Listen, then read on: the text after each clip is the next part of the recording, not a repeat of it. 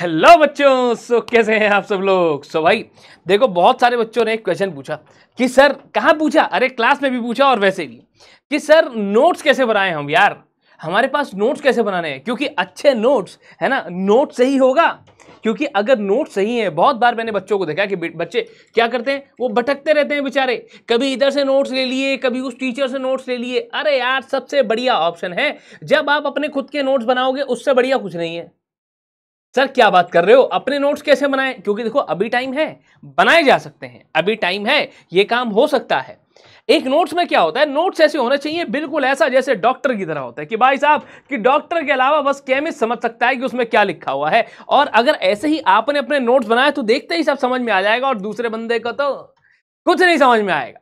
अब ये होगा कैसे, मतलब सही नोट्स बनते कैसे हैं सर, जिससे मैं कोई भी बड़ा सा चैप्टर जो है उसको फटाफट से चुटकियों में रिवाइज कर लूं।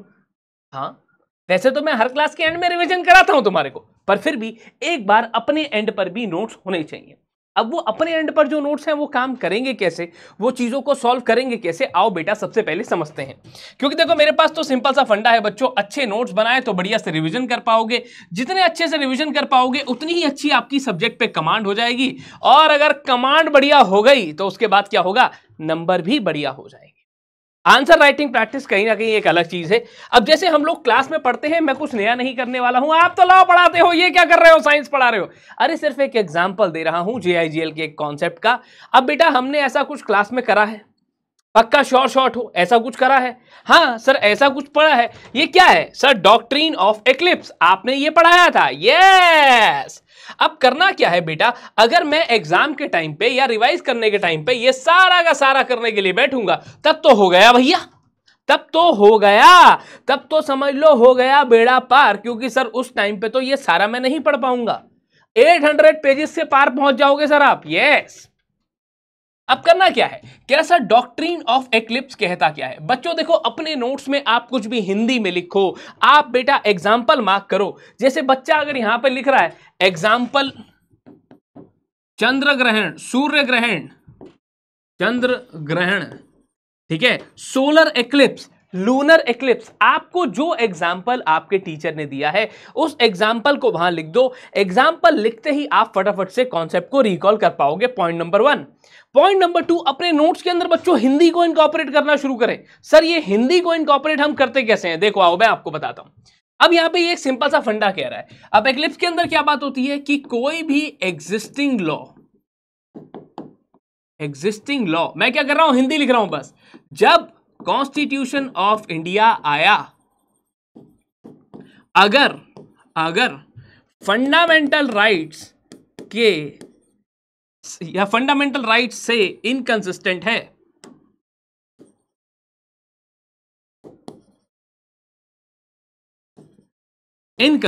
है, तो वो हम उसे क्या कर देंगे, वो इनऑपरेटिव हो जाएगा।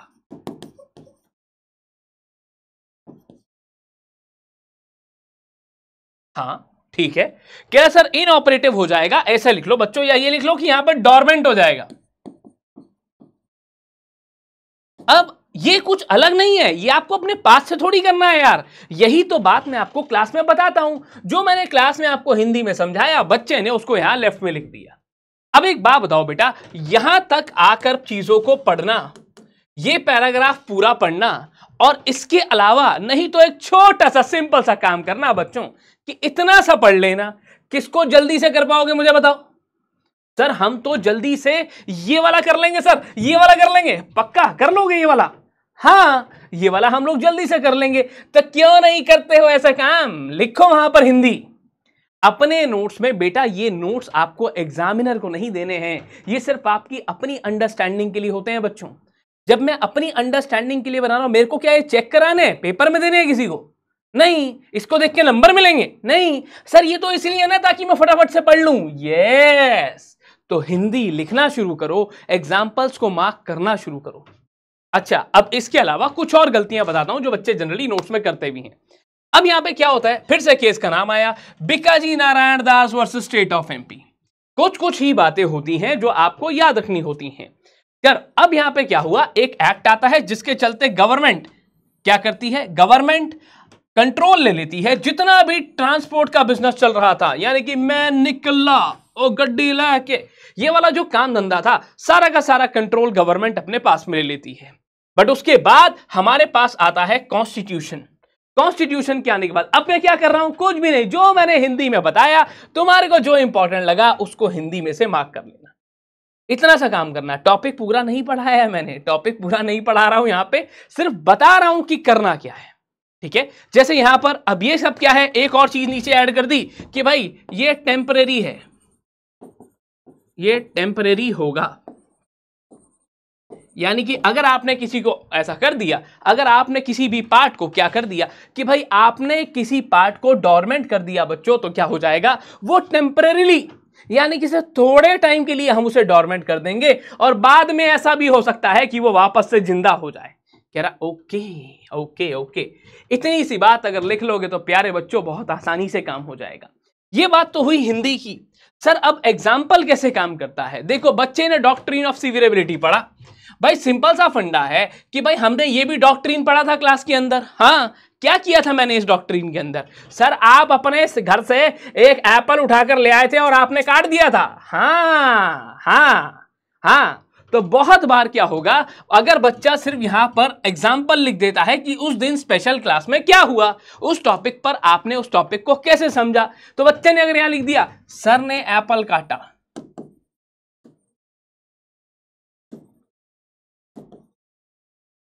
बस सिंपल सी बात। कह रहा सर जितना फंडा आपके पास है, कह रहा जितना, अगर मान लेते हैं जैसे ये लॉ हमने पढ़ा था, ठीक है, बच्चे ने ये मार्क करा, जितना खराब है, जितना इनकंसिस्टेंट है, उतना इनवैलिड होगा।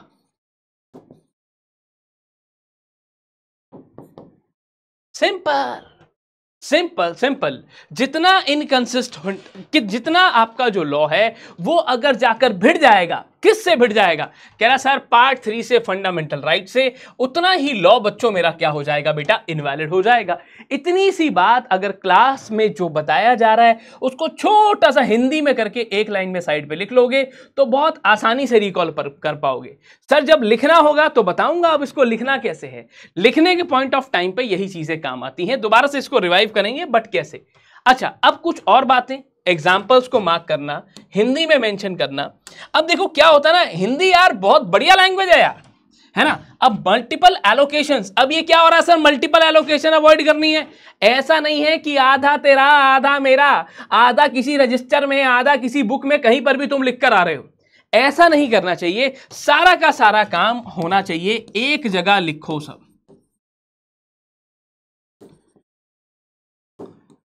बताओ इंग्लिश लिखने में और हिंदी लिखने में फर्क है कि नहीं है। कह रहे सर हाँ, पेपर में वापस यही लिखना पड़ेगा, अवॉइड मल्टीपल एलोकेशंस, पर उसका तरीका बताऊंगा दोबारा से। जब आप मेरे साथ बैठकर प्रैक्टिस करते हो तो वो चीजें अपने आप डेवलप हो जाती हैं। जब क्लास के हर एंड में आप क्वेश्चंस करते हो तो वो चीजें अपने आप डेवलप हो जाएंगी बेटा, मैं बताऊंगा उन्हें भी कैसे डेवलप करना है। दूसरी बात, मैंने आज भी बच्चों को देखा है कि बच्चे आज भी दिसंबर वाला मॉड्यूल लेकर बैठे हैं या जून वाला मॉड्यूल लेकर बैठे हैं। तो बच्चों हमेशा से ध्यान रखना, जो भी आप पढ़ रहे हो बेटा वो आज के मॉड्यूल से मैच करता है, आज के इंस्टीट्यूट के मॉड्यूल से मैच करता है। क्योंकि बहुत सारे टॉपिक, जैसे मैं भी कॉन्स्टिट्यूशन रेफर कर रहा हूं, क्लास में कॉन्स्टिट्यूशन पढ़ा रहा हूं, तो भाई कॉन्स्टिट्यूशन के अंदर से ही टॉपिक कट गए हैं यार। तो फिर बच्चा तो पढ़ रहा है, बच्चा तो धड़ाधड़ एकदम पढ़ रहा है, जो उसको पढ़ाया जा रहा पढ़ रहा है वो, पर उसे मैच जरूर करना कि जो आप पढ़ रहे हो वो है भी या नहीं। अमेंडमेंट से मेरा मतलब यहां पर है कवरेज से रिलेटेड, कि बेटा जो आप पढ़ रहे हो क्या वो सही में सिलेबस में है भी या नहीं, इस बात का ध्यान रख लेना। इंस्टीट्यूट हर बार ऐसे कुछ चेंजेस करता है, इस बात का ध्यान रखना। ठीक है सर, थोड़ा और आगे बढ़ते हैं। अब ये क्या है, अरे गंदे दिमाग, keep it simple and short. Simple and short. बेटा जब भी आप अपने नोट्स बनाते हो तो नोट्स किस लिए बनाए जाते हैं, ताकि सर मैं दोबारा से उन्हें रेफर करूं और फटाफट से रिवाइज कर लूं। यस, आप दोबारा से उन्हें रेफर करो और फटाफट से रिवाइज कर लो, इसलिए तो नोट्स बनाते हो ना बेटा। तो नोट्स बहुत बड़े नहीं बनाने हैं। मैंने बच्चों को क्या देखा है करते हुए यार, बच्चा क्या कर रहा है, मैंने पढ़ाया क्लास के अंदर वो सब लिख रहा है, article 13, existing law inconsistent with the fundamental right becomes inoperative. ठीक है, from the date of constitution it is not dead all together. A law made before the commencement of the constitution remains eclipsed or dormant to the extent it comes under the shadow of fundamental rights। अब ये दूसरी बार पढ़ेगा तो एक नए colour का pen लेकर आएगा, फिर शुरू हो जाएगा। Article number 13, existing law. अब क्या कर रहा है यार, रंगोली क्यों बना रहा है बुक के अंदर? रंगोली क्यों बना रहा है बुक के अंदर बेटा? जरूरत थोड़ी है इसकी जरूरत थोड़ी है कि तुम उठा के रंगोली बना दो अपने नोट्स के अंदर। ओके और दूसरी बात, आपके नोट्स बच्चों आपने अपने लिए बनाए हैं, ध्यान रखना ये शॉर्ट एंड सिंपल होने चाहिए। दूसरी बात, अंडरस्टैंडेबल। कह रहा सर इसके साथ साथ अंडरस्टैंडेबल से मेरा मतलब है जो आपको समझ में आए, दूसरे को समझ में आए ना आए बेटा मुझे कोई मतलब नहीं है, बस आप जब वापस से उसे पढ़ो तो वो आपको समझ में आना चाहिए। अच्छा सर वापस से मुझे समझ में आना चाहिए? जी हाँ, जब आप उसे दोबारा से पढ़ रहे हो तो आपको समझ में आना चाहिए, यह बात जरूरी है। अब रही बात सर एग्जामिनर को समझ में आना चाहिए, उसके लिए आंसर राइटिंग प्रैक्टिस होती है, उसके लिए प्रेजेंटेशन होती है। दोबारा से आऊंगा और बताऊंगा कि क्या करना है, क्या गलतियां तुम लोग कर रहे हो और क्या नहीं करनी चाहिए। ठीक है, चलिए that's it from my side. इसके अलावा भी अगर आपके पास कोई टॉपिक है you guys can comment down, और मैं दोबारा से आऊंगा और आपको बताऊंगा कि क्या करना है और कैसे करना है। ठीक है, that's it from my side. Stay tuned at CS वाला। मिलते हैं दोस्तों अगली मजेदार वीडियो में, तब तक के लिए बाय बाय।